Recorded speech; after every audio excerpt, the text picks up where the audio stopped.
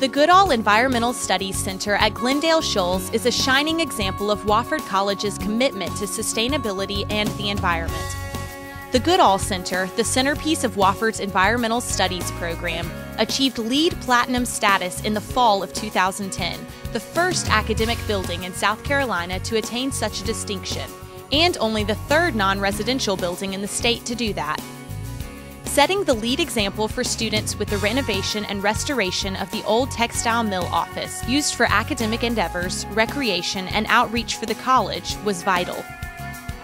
As a clear example of creative historic preservation and sustainable design, the Goodall Center offers a significant learning experience for both the college community and its numerous community partners. Several key features of the Goodall Environmental Studies Center resulted in its LEED Platinum status. The building uses 32% less energy each year than average buildings of its size and type. It uses 45% less potable, or tap, water than average buildings. Non-potable water is used for toilet flushing, and stored rainwater is used for irrigation of its surrounding vegetation, including the vineyard and gardens. The building has a highly reflective, cool roof that contributes minimally to the heat island effect.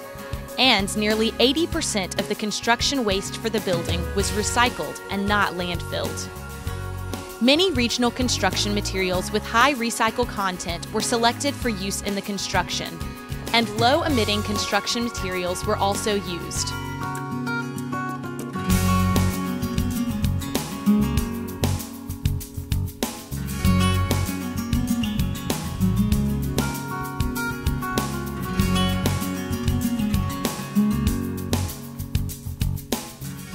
Wofford's commitment to sustainability is obvious throughout construction and renovation projects on campus, and the Goodall Environmental Studies Center has led the way.